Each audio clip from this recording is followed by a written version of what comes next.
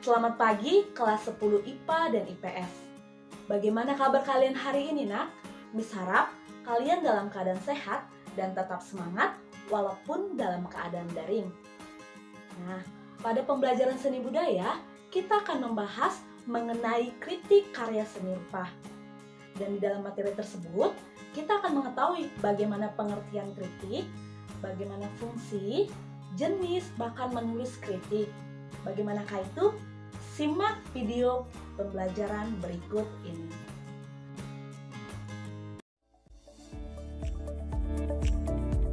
Akan ada 4 materi dan juga 4 indikator pembelajaran yang akan kalian capai pada pembelajaran hari ini, yaitu 1.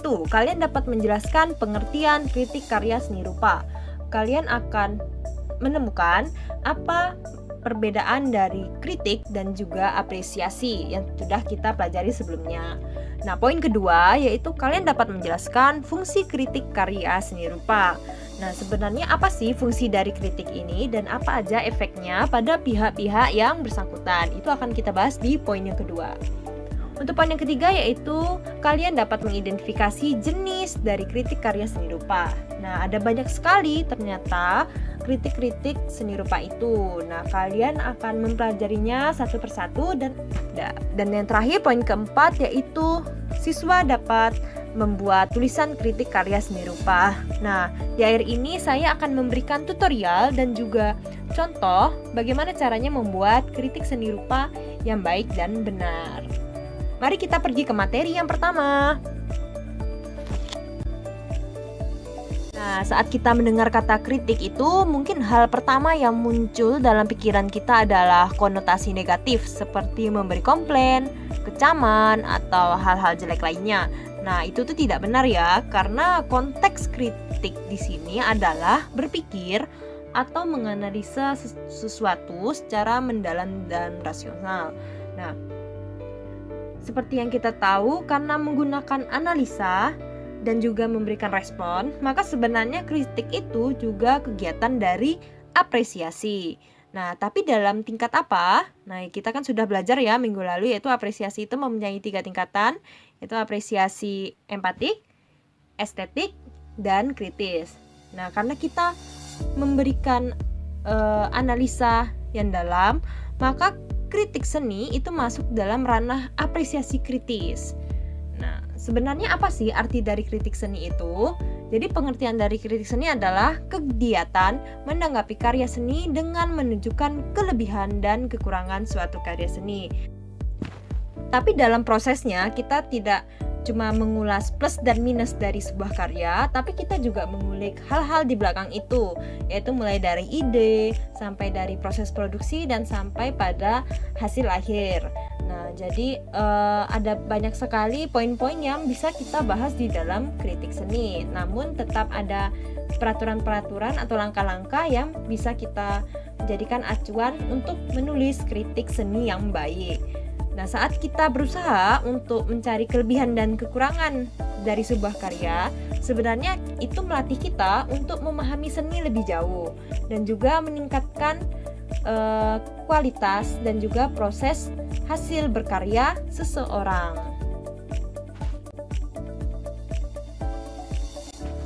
Dari pengertian kritik itu kita bisa menyimpulkan bahwa kritik bukanlah kegiatan yang main-main, karena kita memang berusaha untuk mengupas, mengorek, atau mengamati karya tersebut. Maka dari itu kita wajib untuk menyiapkan beberapa hal sebelum kita memberikan kritik. Yaitu kita pertama harus membekali diri kita dengan ilmu, khususnya mengenai karya yang akan kita bahas. Misalnya jika kita kurang paham atau kurang tahu tentang seluk-beluk atau segala hal yang berkaitan dengan karya tersebut, misalnya jika itu patung kayu, kamu tidak memiliki banyak ilmu tentang patung kayu, ya kalian harus membaca dulu penjelasan tentang patung kayu, bisa dari buku, bisa dari internet, atau kalian mengamati secara langsung pembuatannya, atau kalian wawancara langsung dengan seniman, itu boleh. Apapun yang bisa mendukung kalian mendapatkan informasi sebelum membuat kritik suatu karya. Nah, sebenarnya apa sih yang kalian cari?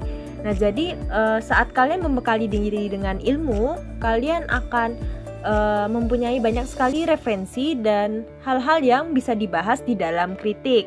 Karena di dalam kritik itu kalian harus menjabarkan beberapa hal. Contoh yaitu kalian harus menuliskan tema atau ide dari karya tersebut. Teknik apa yang diaplikasikan. Nah, kita nggak bisa dong menjelaskan tekniknya apa kalau kita aja nggak tahu cara pembuatannya seperti apa. Nah, itu kita harus cari tahu dulu.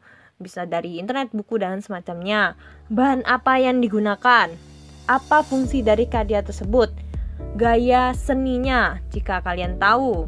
Atau amati unsur seninya. Nah, unsur seni ini adalah unsur pembentuk suatu karya seni rupa. Misalnya titik, garis, warna, bentuk, tekstur, kedalaman, dan lain-lain.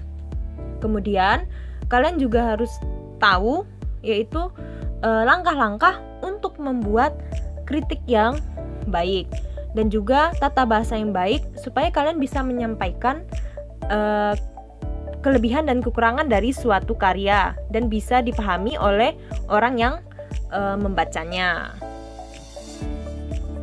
Semakin kamu menguasai semua hal tersebut, maka semakin berkualitas kritik yang akan kamu hasilkan. Maka dari itu saya sangat mendukung kalian untuk membekali diri dulu dengan ilmu. Orang yang melakukan kritik terhadap karya seni atau budaya untuk orang lain disebut sebagai kritikus seni. Nah, sebenarnya seberapa pengaruh sih pendapat atau kritik dari seorang kritikus seni? Nah, jadi ada beberapa fungsi dari kritik untuk pihak-pihak ini, yaitu pihak pertama, sang seniman. Kritik dapat menjadi masukan dan pertimbangan untuk meningkatkan hasil kualitas ke depannya. Ya, ini sangat jelas karena kritik itu selain mengandung kelebihan dan kekurangan, juga menjabarkan hal-hal di dalam karya dan juga memberikan saran perbaikan kepada sang seniman yang tentunya bisa diaplikasikan untuk proses berkarya ke depannya. Untuk pihak kedua, yaitu si karya seni itu sendiri. Kritik menjadi pendeteksi kelebihan dan kekurangan, ya, dan juga mempengaruhi harga jual dari karya. Nah, jadi kalian harus tahu biasanya karya yang mendapat ulasan positif dari kritikus bisa menaikkan harga ekonomis dari suatu karya. Maka dari itu seniman-seniman berlomba-lomba untuk mendapatkan kritik yang baik dari kritikus agar dapat menaikkan harga jual dari karya mereka seperti itu.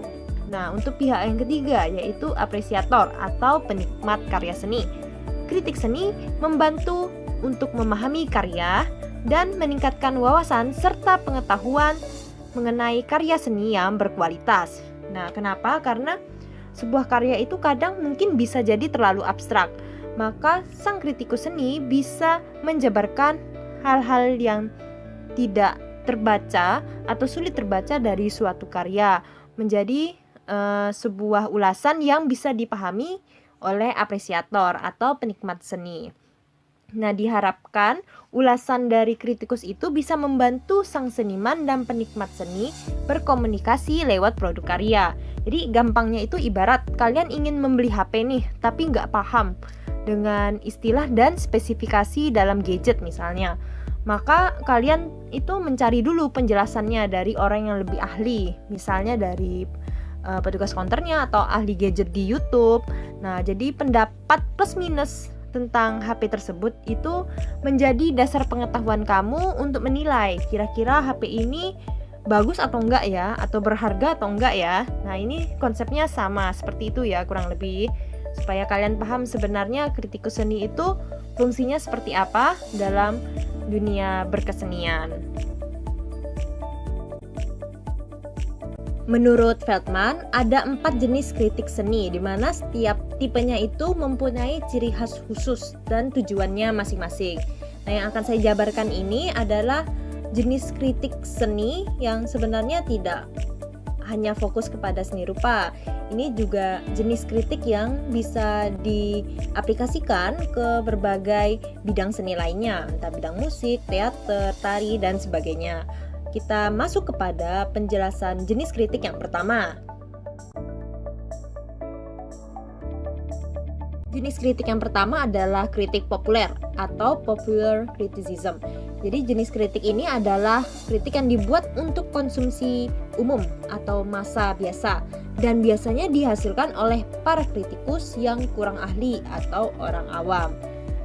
Karena seperti itu, isi tanggapannya biasanya ya bersifat umum atau lebih kepada pengenalan karya saja.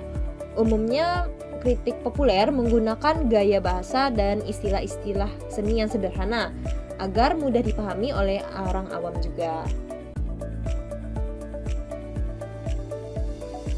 Jenis kritik yang kedua yaitu kritik pendidikan atau pedagogical criticism. Nah, jenis kritik ini adalah yang biasanya diterapkan dalam kegiatan proses belajar mengajar kesenian di lembaga pendidikan, baik umum ataupun sekolah khusus seni. Nah, ini adalah jenis kritik yang dikembangkan oleh guru seni dan bertujuan untuk meningkatkan kepekaan serta potensi kemampuan seni dari peserta didik. Jadi sudah jelas ya jika kita praktek kritik seni rupa pada akhir video kali ini kita sudah melakukan kritik pendidikan karena kita melakukannya di kelas pembelajaran seni. Jenis kritik yang ketiga adalah kritik jurnalistik atau journalistic criticism. Nah, ini adalah jenis kritik yang ditulis atau disampaikan secara terbuka kepada publik melalui media massa, misalnya surat kabar, website berita, koran, majalah, dan lain sebagainya. Nah, isi dari kritik jurnalistik itu berupa ulasan ringkasan yang jelas tentang suatu pameran, pementasan, konser, suatu karya, atau jenis pertunjukan lainnya. Kritik jenis ini biasanya cepat mempengaruhi persepsi masyarakat terhadap kualitas dari sebuah karya. Karena apa? Karena kritik yang dimuat di media massa biasanya lebih mudah viral dan mudah untuk direspon oleh masyarakat. Jenis kritik yang terakhir adalah kritik keilmuan atau scholarly criticism. Ya, ini jenis kritik yang dipakai untuk mengkaji nilai seni secara luas, mendalam, dan sistematis. Biasanya kritik ilmiah disampaikan oleh seorang kritikus atau pakar seni yang sudah teruji pengetahuannya dalam bidang seni. Hasil tanggapan mereka seringkali dijadikan referensi bagi para kolektor, institusi museum, galeri seni, atau balai lelang karena pendapat mereka mengenai suatu karya sangat dapat bisa dipercaya. Walaupun demikian, kritik ilmiah itu bersifat terbuka ya, dan bukan hal mutlak yang tidak bisa diubah. Kritik tersebut bisa dikoreksi oleh siapa saja demi penyempurnaan dan mencari nilai karya seni yang sebenarnya. Nah, itu sekian penjelasan dari jenis-jenis kritik seni.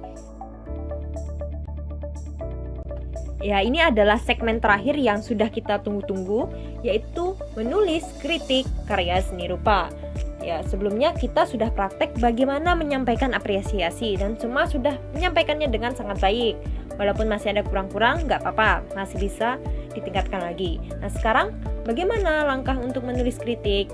Nah, jadi saya akan berikan langkah-langkah serta tips and trick untuk membuat kritik kalian semakin berkualitas. Ya, untuk menjelaskan langkah tersebut, saya akan langsung memberikan contoh step by step-nya. Ya, untuk menjelaskan langkah-langkah dari pembuatan kritik, saya akan berikan contoh langsung, yaitu dengan memberikan kritik pada hasil karya seni yang saya punya di rumah, yaitu seperti yang saya lampirkan di foto dalam video. Kritik seni memiliki 4 tahap atau 4 langkah yang semuanya harus dilakukan secara berurutan. Nah, untuk langkah pertama adalah deskripsi, yaitu langkah di mana kamu menuliskan informasi umum mengenai karya tersebut. Seperti apa? Nanti setelah ini akan saya berikan contoh. Kemudian, kamu harus menjelaskan apa yang kamu lihat secara netral, tidak ditambah-tambahi, tidak dikurang-kurangi, apa adanya, tanpa memberi penilaian atau subjektivitas pribadi. Bagaimana contohnya? Ini saya berikan. Deskripsi umum yang harus kalian tuliskan adalah pertama, judul. Nah, jika kalian tidak tahu judul dari karya tersebut, bisa kalian isi dengan bentuk karya apakah itu. Nah, saya juga tidak tahu judul dari pajangan karya yang saya punya, jadi saya tulis miniatur kapal pinisi. Terus yang kedua adalah seniman. Nah, jika kalian tidak tahu bisa di strip. Kalian tidak tahu nama pelukis, pemahat atau penjahitnya bisa di strip.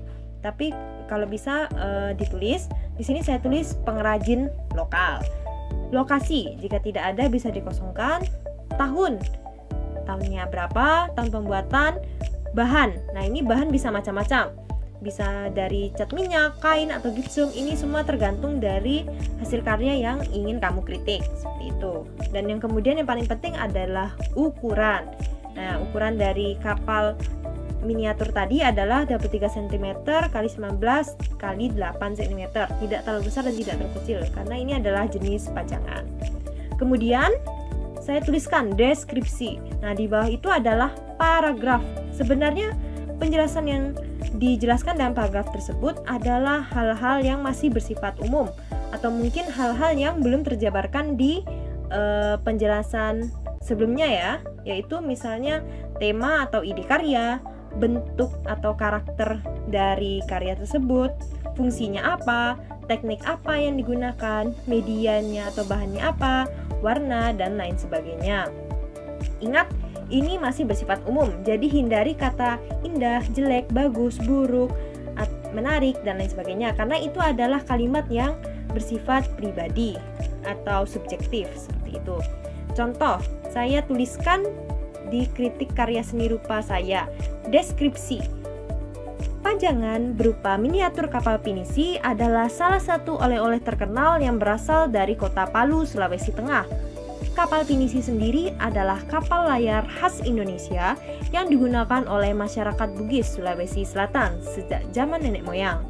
Kapal terdiri dari tataan dan badan kapal lengkap dengan 7 buah layar dan tali dari benang wol.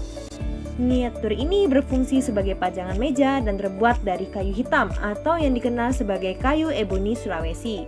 Warna pajangan adalah coklat kemerahan dengan guratan hitam yang merupakan corak asli dari kayu. Walaupun berbahan kayu, teksturnya licin dan halus. Teknik pembuatan digunakan adalah teknik pahat dan teknik sambung dengan lem. Nah, itu adalah contoh deskripsi yang saya buat untuk karya yang sudah saya fotokan. Nah, di sini banyak hal-hal teknis ya, seperti misalnya tekniknya apa dan bahannya apa, itu tergantung. Semakin kalian bisa searching di internet atau kalian bisa bertanya kepada orang yang lebih tahu, kan bisa memberikan kritik yang lebih detail dan tentunya bisa menaikkan kualitas hasil tulisan kalian, seperti itu. Oke, sekarang kita lanjut ke langkah yang kedua. Langkah kedua adalah analisis formal, yaitu kalian harus menelusuri karya lebih mendalam dan detail. Bagaimana caranya? Ya, kalian harus lebih spesifik untuk menjabarkan poin-poin yang berada di dalam karya. Bagaimana caranya? Oke, saya berikan contohnya. Ya, untuk memperdalam analisis kalian, ini saya sediakan beberapa pertanyaan yang bisa menjadi pedoman untuk menulis analisis formal. Nah, sekali lagi, pedoman ini tidak pasti atau tidak harus kalian tuliskan di dalam analisis formal. Kalian bisa memberikan analisis seperti yang kalian pikirkan atau yang kalian analisis dari karya tersebut. Apa sih yang bisa kita jabarkan di bagian analisis? Nah, ini misalnya 1, alat apa yang digunakan dalam proses pembuatannya. Nah, ini bagus ya, karena ini penting sekali. Kira-kira apa sih yang harus digunakan? Kalau itu lukisan, apakah menggunakan kanvas, kemudian pelet-pelet warnanya apa saja, seperti itu. Yang kedua, bisakah kamu menjelaskan prosesnya? Jika kamu tahu prosesnya seperti apa, silahkan jabarkan di analisis formal. Yang ketiga, apakah warnanya selaras? Apakah warna memberikan efek tertentu? Nah, ini kalian harus amati lagi. Apakah warna di dalam karya tersebut sangat berpengaruh untuk menciptakan perasaan-perasaan atau persepsi tertentu mengenai suatu karya, seperti itu. Yang keempat, bagaimana tekstur dari karya tersebut? Nah, ini penting ya, misalnya kalian mengapresiasi bisa jadi patung atau pajangan dan semacamnya, itu bisa kalian rasakan dulu tekstur apa yang timbul. Nah, tekstur ini sangat berhubungan dengan bahan dari suatu karya. Nah, jadi bisa kalian jelaskan di analisis formal. Selanjutnya, apakah garis atau pola pada karya memiliki tujuan tertentu? Silahkan jika kalian merasa demikian, jabarkan di analisis formal. Selanjutnya, jika bentuknya menyerupai sesuatu, seberapa mirip? Nah, ini penting juga. Misalnya ini adalah sebuah gantungan kunci berbentuk kucing. Nah, itu kalian bisa jelaskan apakah si seniman sudah berhasil membuat gantungan kunci yang mirip dengan kucing, seperti itu. Dan selanjutnya yang terakhir, apakah karya simetris atau ada bagiannya cacat? Nah, ini juga bisa kalian jabarkan seberapa sempurnakah karya yang telah dihasilkan. Ya, nanti hasil dari analisis formal itu adalah penjelasan yang cukup detail mengenai karya yang kamu nilai. Nah, semakin kamu detail, maka dianggap kamu telah melakukan kritik dengan baik karena kamu berusaha untuk mengupas suatu karya. Nah, ini saya berikan contoh bentuk dari analisis formal ya, berdasarkan lampiran foto yang saya sematkan di video sebelumnya. Analisis formal. Kayu eboni hitam hanya dapat ditemukan di Pulau Sulawesi.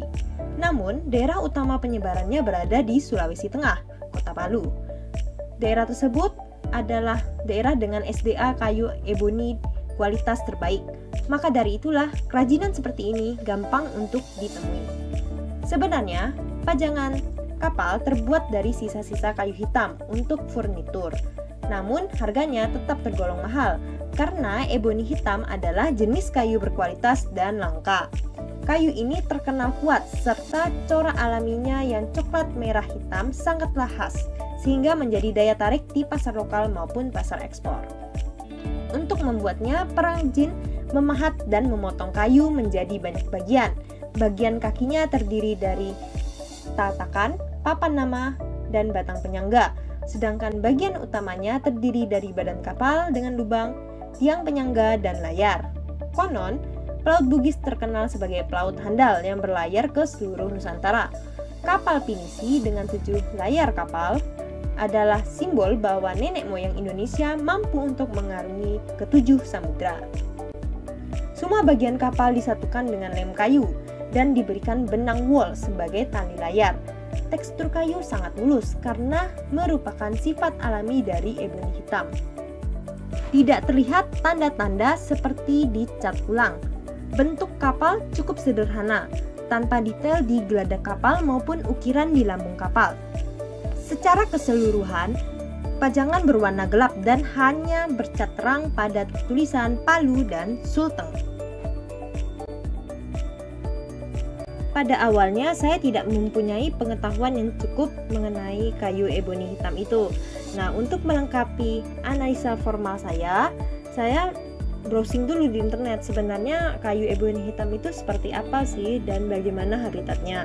Dan saya jelaskan sedikit di analisis formal supaya kritik saya semakin berbobot. Nah, itu fungsi dari browsing ya anak-anak semuanya.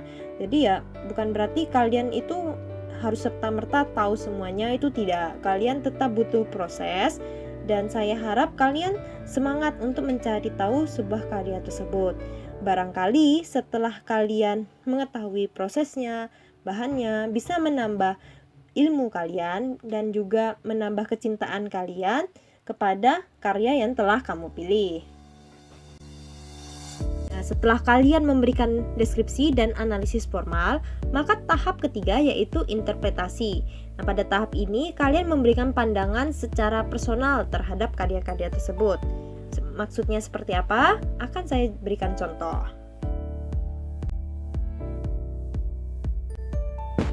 Ya, jadi maksudnya bagian dari personal adalah kalian bebas memberikan pendapat yang bersifat pribadi atau berkaitan dengan selera kamu sendiri. Seperti contoh, apa yang kamu rasakan saat melihat karya tersebut?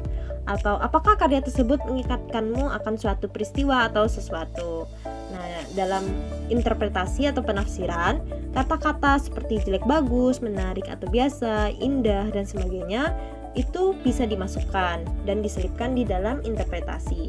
Contoh, ini adalah interpretasi atau penafsiran yang saya buat mengenai kapal pinisi tadi ya. Interpretasi atau penafsiran. Walaupun sederhana, saya tetap merasa tertarik karena warna kayunya sangat cantik dan bentuk kapal terlihat indah dari jauh. Tulisan Palu dan Sulteng dari cat kuning cukup untuk menginfokan bahwa panjangan ini adalah oleh-oleh khas dari daerah tersebut. Dekorasi ini sangat cocok untuk menghiasi ruang tamu saya. Ya, begitulah contoh dari interpretasi. Kalian bisa tulis lebih panjang lagi atau lebih mengungkapkan lagi apa yang kalian rasakan. Boleh-boleh saja di tahap ini. Jadi dalam menulis kritik itu tidak ada batasan harus berapa paragraf, harus itu tidak. Jadi intinya adalah di sini menuangkan apa yang kamu pikirkan dan apa yang kamu dapatkan setelah mengamati suatu karya. Langkah yang terakhir adalah evaluasi atau penilaian. Nah, ini bisa dikatakan adalah paragraf penutup atau paragraf kesimpulan dari apa yang sudah kamu tulis. Nah, di dalam ini bisa terlihat kualitas karya tersebut berdasarkan penilaian kamu, dan bisa kamu selipkan juga kelebihan, kekurangan, serta saran di dalam evaluasi. Contohnya bagaimana? Kita ke penjelasan selanjutnya. Selain perkara bagus atau jelek, kalian juga bisa menjadikan pertanyaan-pertanyaan berikut pedoman untuk menjabarkan hasil akhir dari kritik kamu. 1. Apakah karya tersebut berhasil mengirimkan pesan yang ingin disampaikan? Nah, misalnya kamu tahu bahwa sang pelukis itu ingin menggambarkan apa, misalnya. Nah, dari karya tersebut jika kamu amati, apakah pelukis tersebut berhasil atau tidak, itu kamu yang silahkan berikan komentar. Yang kedua, apakah karya berfungsi dengan baik? Nah, ini misalnya khususnya untuk karya seni terapan, apakah sudah berfungsi atau kurang, atau ternyata kurang efektif dan semacamnya, itu kamu yang simpulkan. Yang ketiga, apakah karya tersebut original atau sudah ada sebelumnya? Nah, tentunya jika sebuah karya semakin original, semakin baik ya nilainya, karena ada unsur ide atau gagasan yang belum pernah dibuat sebelumnya. Nah, itu bisa kami jabarkan juga di evaluasi, apakah karya tersebut sudah pernah ada yang membuatnya atau belum, seperti itu. Dan yang terakhir, kalian bisa menambahkan hal-hal yang kamu sukai atau tidak kamu sukai dari suatu karya. Nah, jika terdapat kekurangan, kamu juga berikan saran di akhir supaya bisa menjadi perbaikan untuk si seniman. Nah, bagaimana cara menulis evaluasi? Di sebelah saya berikan contoh bagaimana menulis evaluasi yang baik. Saya bacakan. Evaluasi.